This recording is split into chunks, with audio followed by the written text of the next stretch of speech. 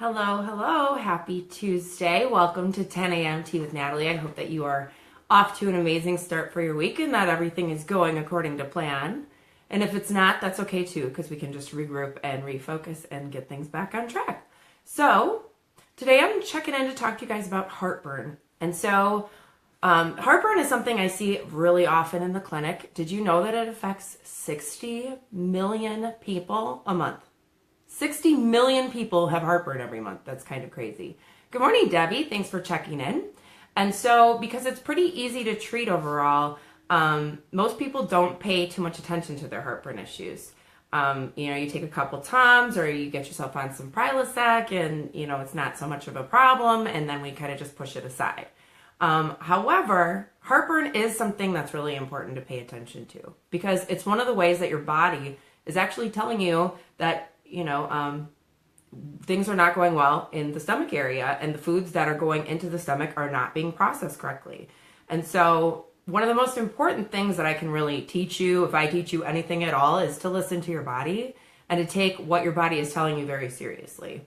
Everyone has different reactions to different things. Everybody's got a different kind of constitutional health level. Everybody's got a different lifestyle, different stress level, different sleeping patterns. So, there isn't really a one-size-fits-all solution for anything. And that's why personalized medicine is so important, and that's why natural medicine is so important, because we are really focused on coming up with a personalized plan, especially in acupuncture land here. So, why do we need to address heartburn? Well, there's long-term consequences potentially when things don't go right. We have malabsorption of nutrients, which is basically a creation of deficiency based on having heartburn. Insomnia can be a really big issue because heartburn symptoms often affect us at nighttime, and they can present when we're laying flat in the bed because it's kind of making it a little bit easier for that stomach acid to sort of gurgle up in ways. And so insomnia is definitely a problem that people experience when they're going through heartburn issues. There's also the problem of scarring of the esophagus. Okay, the longer that you're having that acid erosion eating away at your tissues, it's actually changing the cells that are present. So instead of regular esophagus cells, we're actually having scar tissue form. And that's a condition called Barrett's esophagus or esophagitis. And this can potentially lead to cancer because, as we know, unmarked cellular change is one of the precursors for getting tumors and things like that. So that's pretty freaking serious.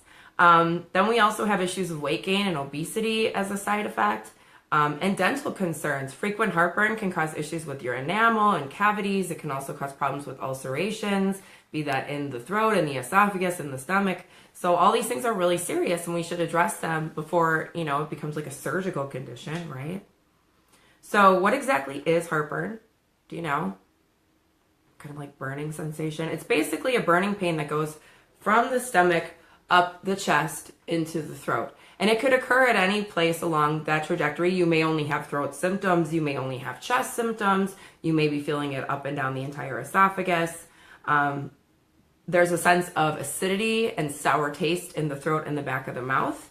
Bitter taste, burping, that vomit burping, where you're getting that stomach contents in with the air that's coming up can also be one of the symptoms. Nausea, bloating, and abdominal discomfort. So that's kind of the characteristics that we see with heartburn. And it's often worse at night, and it can also be a complication of pregnancy, especially as the baby grows. It just creates less space in the belly, and so sometimes as a consequence, the stomach is kind of getting pushed out of the way, and when that goes on, heartburn can definitely be a symptom. So what are the red flags? If I am seeing a patient who's coming in with heartburn conditions, what makes me start to get really nervous? Well, if they're having any asthma type symptoms, that makes me really nervous. So that would be wheezing, dry coughing, an unexplained chronic cough, because this could indicate that while you are having the acid reflux symptoms, you're actually getting some of that contents into the lungs, right? And it doesn't take a brain surgeon to understand that if you're getting a pH of 2 stomach acid into your lung tissue, that's very, very bad for the lungs. And so if I'm having a patient coming in with wheezing and coughing and hoarseness, this may be something that's a red flag that, the stomach contents is not exclusively staying in the stomach, and this must be addressed more rapidly. Okay, we do not want you to be digesting your lungs. That is not a wonderful way to, promote health and well-being. It's not a good way to lose weight by digesting your internal organs. I'd rather have you go for a walk, okay? And so nausea and chronic hiccups is also another thing. So if I'm seeing, a patient presenting who's feeling really just like crap all the time and their stomach is just causing a lot of problems, I'm going to want them to get further studies done. We need to potentially get some visual of what's going on in those tissues, get some samples so we can figure out how to treat it, because there's a lot of different potential causes for heartburn, as I'm going to get into here. And so it's really important that you're addressing, the kind of heartburn you have with the treatment that's going to help that particular type of heartburn. And so from the Chinese medicine perspective, the stomach should descend and move downward. Okay, and when we're having heartburn, it's because the stomach is ascending or going upwards instead of downwards. So this is a functional, energetic direction problem. Okay, and this is really common with stress. This is really common with, caffeine consumption and things, that it causes this sort of dysregulation and up and down and in and out because it's kind of overriding things.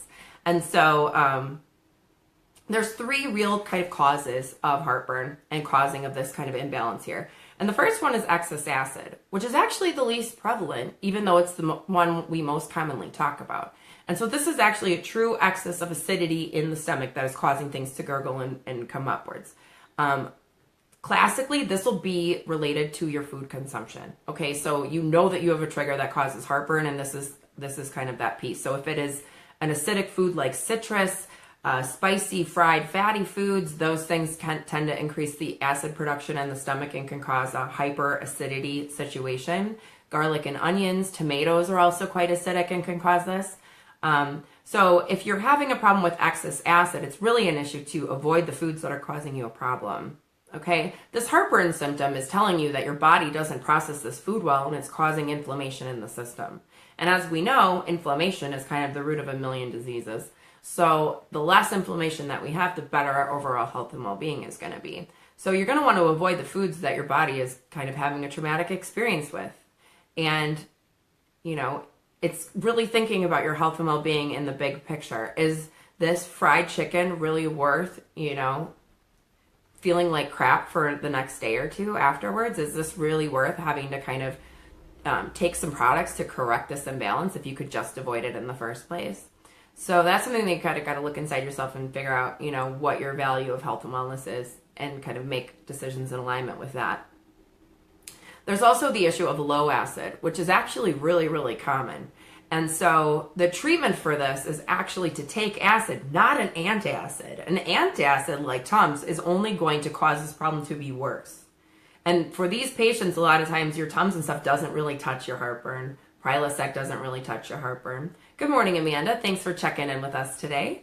And so the treatment really is vinegar pills or drinking apple cider vinegar before a meal, ginger tea with your dinner, lemon juice, things that can help increase the acidity before you consume food would be the treatment for this. This is also kind of from the Chinese medicine, it's sort of the presentation of what I call food stagnation. So this means the food is actually staying in the belly too long. The acidity of your stomach is designed with the contraction of the stomach muscles to really help mechanically and chemically break down your food. Okay, if you don't have enough stomach acid in there, your food can't break down. It can only get squished and squished, but you're not getting that chemical breakdown process.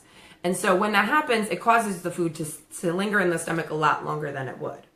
And from the Chinese medicine perspective, when the food is sitting and festering in your gut too long, it's actually rotting. It's rotting in there. So just like kind of a compost pile where you're going to have, funk and things coming up as a consequence of that.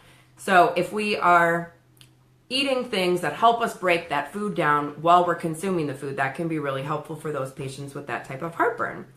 And it makes perfectly logical sense, right? The last cause that I see really often is irritation. Irritation heartburn is when something that you're putting in the stomach, quite frankly, is just causing the lining, the mucosa of the stomach to become thinned and irritated. We need that mucosa to be extra, extra thick so that when food and things come into the stomach, it doesn't actually come in contact with anything that it could potentially harm. It doesn't actually scratch through because we have this mucus layer that's just kind of coating everything and keeping it nice and smooth and even moving through the digestive tract. Okay, but when we have medications and alcohol, some herbal treatments and things, they can actually irritate the stomach lining. And when that happens, you're going to have symptoms similar to heartburn. And so for me, I've had great success treating this type of heartburn with aloe juice. This is also really helpful for ulcers, because ulcers are really this irritation where there's actually, the tissues actually being eaten away in some areas, be it by the bacteria, Helicobacter pylori, be it by, other factors that may be at play there. So addressing the stomach lining for those patients is really going to be the most important. So there's also one big piece here that I see really far too often, and that is kind of tragic in my opinion, and that is the overprescription of Prilosec and Pyrazole. This is a proton pump inhibitor, and what that means is it actually stops your stomach cells from being able to secrete stomach acid, because acid is a proton, okay? Proton pump inhibitor blocking the production of acid in the stomach.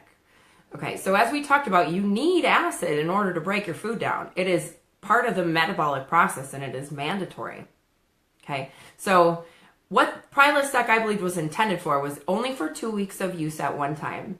And that 2-week reduction in acid should give your body enough time to heal up any irritation and things that are going on from any issues with heartburn. So if you've had some cellular change in the esophagus and the irritation from the acid kind of bubbling up, Prilosec might be a nice treatment. Cut that acid down and give the body a chance to heal and then resume normal activities. Okay.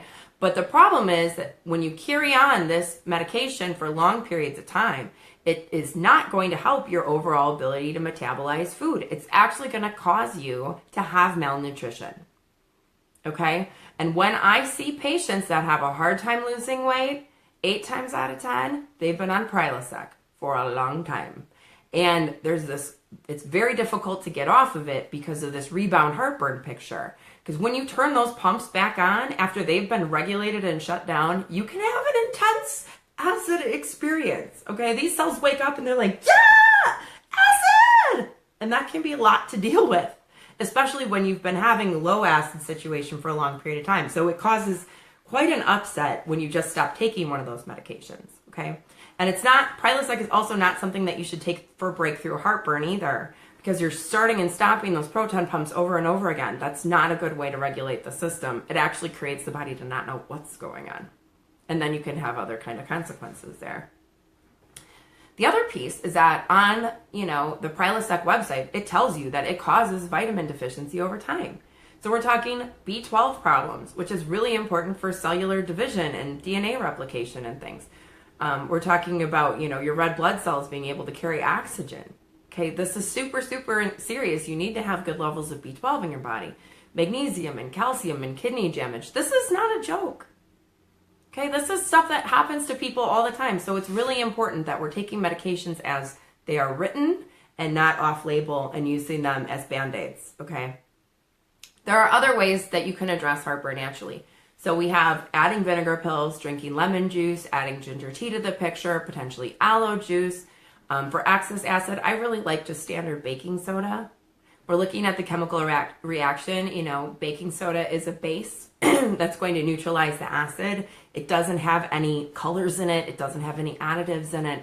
So a half a teaspoon of baking soda and a cup of water and just drink that down would be enough to deal with any kind of excess heartburn acid there. But it's also important not to eat the foods that are triggering it, reduce our caffeine consumption, cut out the booze, no beer before, at dinner. For a lot of people, it's just too much stuff going on. Eat smaller meals. Don't eat at bedtime, especially if you're one of those people with heartburn at bedtime. Don't make it worse by eating foods that are going to trigger it right before you lay down, right? Relax after you're eating. Take some time to de-stress. Give your stomach time to process its stuff. Don't just scarf things down and then go run around some more. Your stomach needs to have, energy dedicated to itself to be able to break down food. It's kind of like that rule of, you have to wait a half an hour before you go swimming. It's a good rule of thumb in general to just wait a little while to let your stomach have some time to start breaking the food down before you get up and get on with your day. It's going to help you have a more efficient metabolic process. It's going to help you potentially avoid heartburn and indigestion and things like that, okay? And last, if you're having heartburn more than once a month, it's really important to go see your provider. Okay, if things are beyond mild and they're starting to get towards moderate and severe, you should not be your own physician. Okay, there's a saying in medicine: the physician who treats himself has a fool for a patient. Okay, and if the doctor shouldn't be his own doctor, then the average person certainly should not be their own doctor. So please, please keep this in the back of your mind. This isn't something to just brush aside. Nutritional deficiency can be very, very difficult to come back from and very, very expensive. Do you think the high quality vitamins that'll get you back on track cost $5? They don't. They cost like $300, $400 a month. So this is something to really, think seriously about. Your ability to nourish your body comes from your stomach. Your ability to repair your cells comes from the nutrients that you get through your digestive processes. So heartburn is a really big deal. So please take it seriously. I hope that you learned something helpful. Please tag or share this if you think that someone, is suffering from heartburn and that they should maybe do something about it or learn a little bit more about it, because spreading the word is really the answer here. So I hope you have a wonderful day. Tomorrow, check in with us. We'll be talking about essential oils. I'm not even gonna spoiler alert anything. We'll just be talking about essential oils tomorrow, so get excited. It's going to be a really good topic. And I hope you have a wonderful day. Drink lots of water, eat healthy, and I'll check in with you soon. Take care.